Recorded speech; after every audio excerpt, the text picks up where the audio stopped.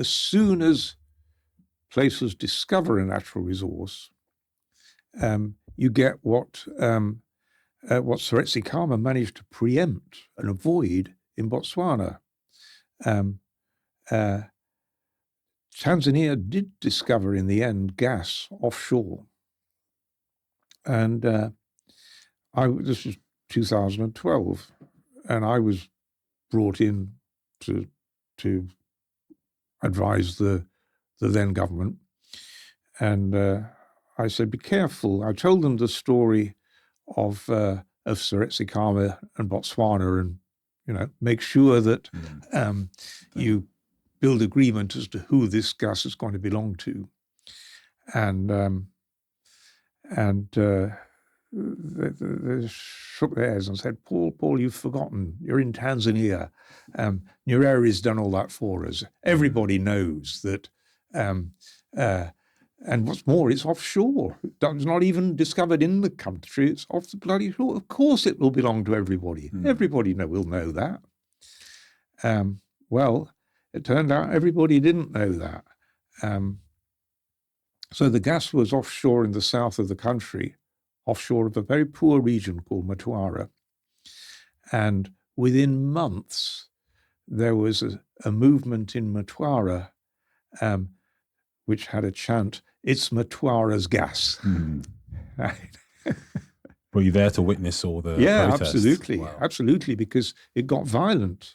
Really? Not mega violent. I think you mentioned 4 people were killed. 4 people were killed in riots, which in a peaceful society like Tanzania, this was dramatic news.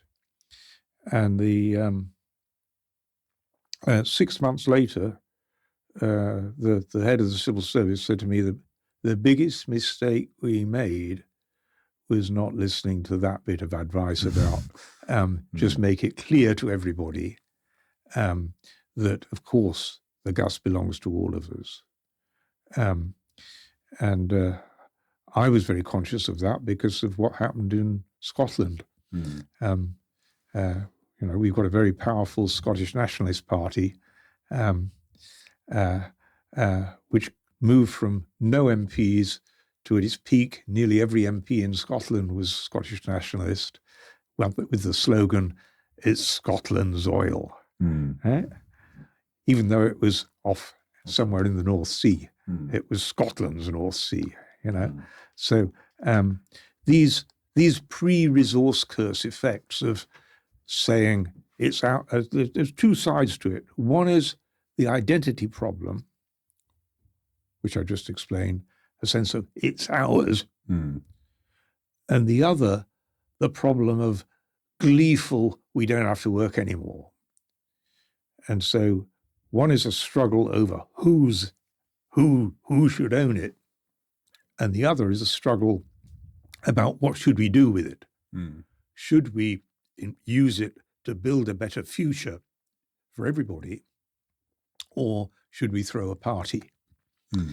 And of course, the political mavericks will want to throw a party. In fact, that's what the Scottish Nationalist Party did. It did both it's Scotland's oil and let's throw a party. But I think you also mentioned that the IMF are also susceptible to this. Very good. Yeah, you read it closely. Completely right. So this is not my research. It's one of my associates who did this, and what he found was that the IMF itself bought into this euphoria, and so the IMF estimates of growth in the country once the oil had been discovered, or the gas or whatever, were considerable exaggerations of what actually happened. Many resource discoveries turn out to be the company that discovers them exaggerates them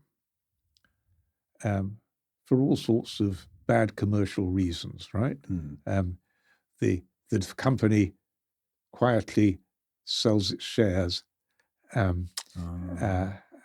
during the euphoria, and then it turns out, oh, they exaggerated too late. But also just the sheer sense of we've found this resource, it will lead to higher growth. Completely exaggerated. It takes many years to establish whether something is a commercial find or not. Even when you've struck oil, which is about the most straightforward of things, the chances of that strike being commercial, having your first drill, we've struck oil, chances of it being commercial are 1 in 9. Wow. So you've got oil companies have got to strike 9 times before they find commercially viable oil. So just because you've got news, we've found some oil, most of those won't lead to anywhere, won't lead to growth. In fact, they'll lead to, the danger is they lead to euphoria and arguments about whose it is without any benefits. And the IMF became inadvertently contaminated by exactly these things. They exaggerated the growth rate that they thought would happen. And that led to the credit rating agencies saying, oh, yes, you can borrow. The IMF says it's going to be very fast growth. You can borrow. And that got countries to borrow. What did they do with the money they borrowed? Throw a party. And that's landed them into debt crises. And a lot of poor countries now are in debt crises. The